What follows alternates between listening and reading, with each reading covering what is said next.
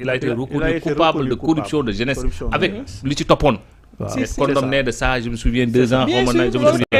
maintenant parce que mom dafa amone ñaari procès rek la jotone am c'était procès corruption de la jeunesse ak procès diffamation Mame Mbaye Niang procès Mame Mbaye Niang bi moko disqualifié won ci élection présidentielle so fatali ko mais maintenant le fait de disqualifier chef d'inculpation bob ça ne sous-tend pas que am nga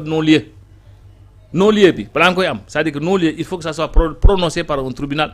par rapport à tel chef d'inculpation par rapport à li ñu ko attee ci lan lañ ko attee c'était ci corruption de la jeunesse bi corruption de la jeunesse je me souviens plus mais amoon na ay daan yu ñu ko tegoon ci loolu am na daan yu ñu ko tegoon il a été condamné xaw ma de nangam xaw ma même xaalis ak xaalis amende je sais pas Fatina j'ai oublié Ndeye Khady Ndiaye ñoom très bien j'ai oublié mais il était reconnu coupable donc foofu amuloon non-lieu mais non-lieu bi suy am peut-être non-lieu bi suy am ci chef d'inculpation yi ko procureur chargé woon mooy bi ñu sàccee portable bi ñu ko jiiñee ni sàcc na portable yaa ngi fàttaliku si procureur avait fait bi ñu ne woon gendarme une dame civile très bien xam nga après boobu bi ñu ko tëjee bi ñu ko yóbbee prison am na procureur defoon na conférence de presse pour génner les chefs d'inculpation yu ñu ko toppee woon fa la ñu defee woon su ma juumul jonction avec le cas de Diomaye soo fàttaliku fa la ñu defoon jonction dossier bi des deux dossiers c'est-à-dire que foofu c'était des chefs d'inculpation boobu attee guñ ko woon mais loolu aussi non-lieu bi c'est prononcé par un tribunal foofu defe naa atte amul ba ñu am non defe naa jonction de dossiers yi sax moo yóbbu Diomaye instruction mais normalement li mu def noonu soo fàttaliku donc non-lieu bi muy wax c'est par rapport ak bon je sais pas trop parce que liiru mu fi mu ko waxee mais je vais revoir ça ayca ñëwal waaw deux choses hein parce que man defe naa est-ce que bi mu ko développé la commencé di ci xalaat mais est-ce que l'affaire Adji Sarr duggoon na ci loi amnistie bi defe naa bokk ci de moom mooy les faits non les faits à caractère boobu c'était une affaire privée non dugg na ci c'est une affaire privée entre deux kii dugg na ci même l'affaire de Mame Mbaye Niang dugg na ci d'accord donc voilà ok amnistie bi les non-lieux là defe naa ñoom am nañ ci droit xam nga il faut quand même rétablir la vérité donc kii bi ñu leen jox comme non-lieu parce que les faits ont été amnistiés c'est-à-dire dès que les faits sont amnistiés c'est sous cet angle bu lay waxee waaw donc foofu amatul fait si les faits sont amnistiés du ñoom ñaar dong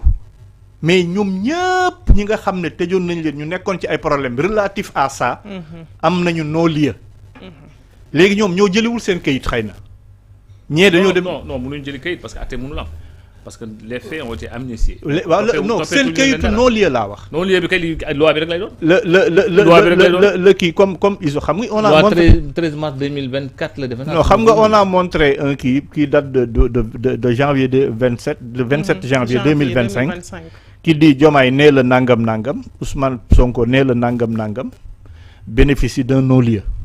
signé je crois par le juge d'instruction loolu laa bëgg a wax kayit googu ñoom ñëpp a ko am. waaw mooy conséquence directe. mooy conséquence directe parce que les faits sont amnistiés. donc ñoom du lu ñuy négocier wala dara comme amnistié nañ leen dañuy mën nañu ñoom ñëpp jot seen kayit parce que la loi là la loi de portant amnistie day dem du lu ñu mën a proroger kii lu ñu abroger du lu ñu mën a interpréter du lu ñu mën a modifier. non on peut l'abroger totalement. waaw même boo ko abrogé. non soo ko abrogé day dañ. waaw même waa xaaral ma ñëw même boo ko abrogé mu am ay effets mënoo ko appliquer parce que xam nga lu tax c'est une loi pénale. pas rétroactive. une loi pénale bu ñu ko abrogé beneen loi ñëw bu lu mu gën a diis ci lu ndaw tuuti rek. est anticonstitutionnel. une loi pénale lu mu kii moo tax lii la honorable député doon jéem a def ay gymnastique di changer ay affaire ak yooyu xam na ko buñ ñu indilee beneen loi pénale abrogée bi une loi abrogée c'est une loi qui est remplacée par une autre loi n'est-ce pas une autre loi boobu du fekkee ni dafa war a entrer en vigueur wala président daf koy promulguer day fekk mu nekk plus douce que loi d'amnistie bi te loi bu am bu plus douce que loi d'amnistie bi mënta am quand on amnistie tous les faits affaire yi amatul dara amul buñ ci waxati amul benn loi buñ fi mën a indiwaat après boo xam ne du violer la constitution parce que une loi pénale une loi de rétroagir loi pénale buy rétroagir mooy bi nga xam ne moo gën a yamambaay bi fi nekkoon ba pare xam nga moo tax il faut xam nga loolu moo tax il faut saluer la posture du conseil constitutionnel. ca laa doon jëm. xam nga lu tax. parce que gis nga les crimes là les crimes. dafa duggoon ci loi d'amnistie. bien sûr. dafa duggoon ci loi par exemple conseil constitutionnel tey su préciser wul woon loolu. waaw préciser wul loolu. c'est précisé. xam nga su ko préciser wul woon. waaw donc c'est effacé kenn mënu ko àtte. tant que abrogé wuñ loi. waaw xam nga effacé xam nga ñoom sax li. suñ ko abrogé woon tey ñoom honorable Amadou Ba ak waa Pastef dañuy dox ci bopp maay dañuy fowe xelu nit ñi. comment. li ñu wax ne loi ñetti kii mooy imprescriptible ñetti infraction d'ordre crime de génocide crime de guerre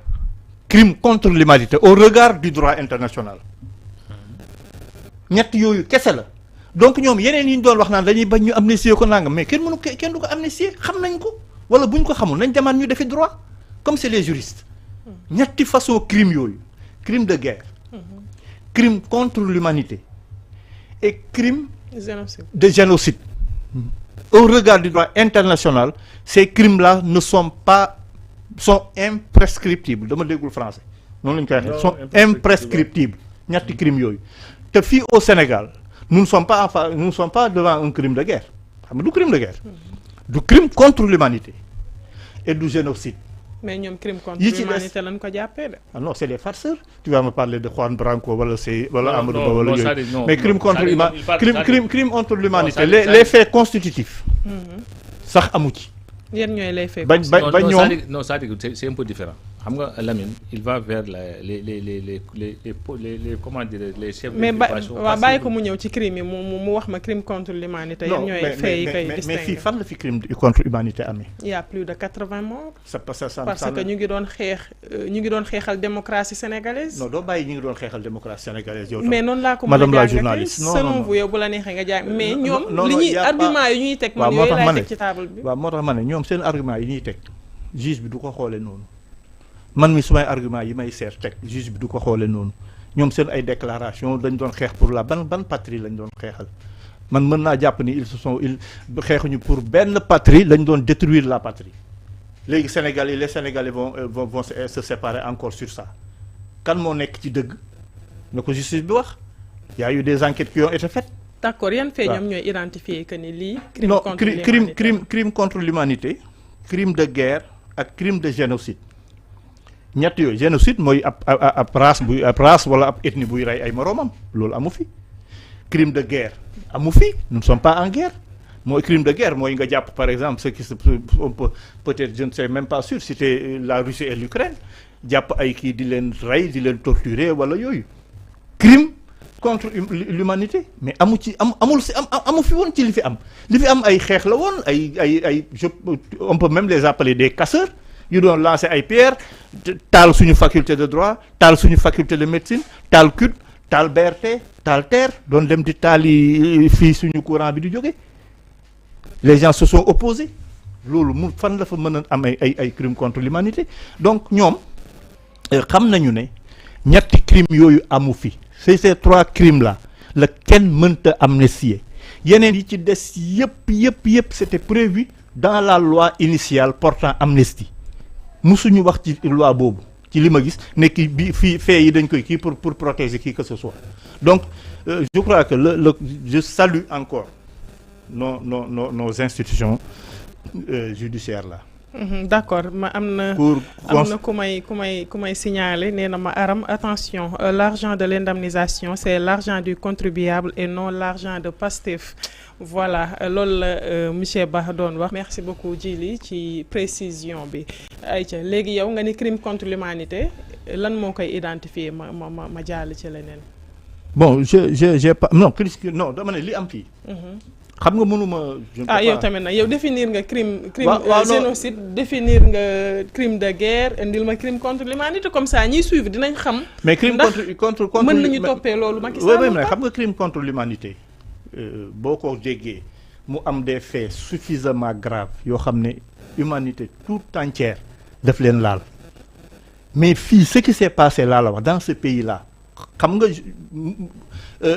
defuma la mënuma defal un cours de droit humanitaire wala yooyu. Mais ce qui s'est passé, je suis suffisamment quand même en place pour xam ne li am fii dans ce pays là de 2021 à 2024 wuute na ak crime contre li ñuy wax ci àddina bi crime contre l'humanité ak ce que le droit international dit wuute na. Il y a eu des jeunes qui se sont pas des jeunes, il y a eu une frange de la jeunesse wala un parti politique qui est organisé comme parti bu mëne woon ay affaires gars yi xeex ak ñoom ak yooyu. Ça n'a rien à voir ak crime contre l'humanité, de sorte que ces trois crimes là yi nga xam ne ñoom ñoo imprescriptible kenn prévoiru ko ci la loi initiale de portant amnistie. D'accord, portant amnistie kon non-lieu bi d'accord nañu ko ni war nañu ko mën a am. waaw loolu yëpp bi mu xam lu ñu négocier mu xam lu ñu négocier mu xam lu nekk ci kaw wala ci suuf. je crois que ñoom je non du ma wax ay négociations parce que seen droit la ah. seen droit la là je ne défends pas souvent Sonko wala Diomaye. mais bu ñu leen amnistier. am nañ de fait non-lieu. donc war nañ ko mën a jël ak ñeneen ñi ci amnistier yëpp parce que peut-être ñoom ñaar c'est le président de la République et le premier ministre. moo tax seen kii feeñ mais. Tout ce beau monde-là quand même bénéficie d'un kii de non-lieu. D'accord, sans que Ba mi ngi doon wax ci décision conseil constitutionnel ak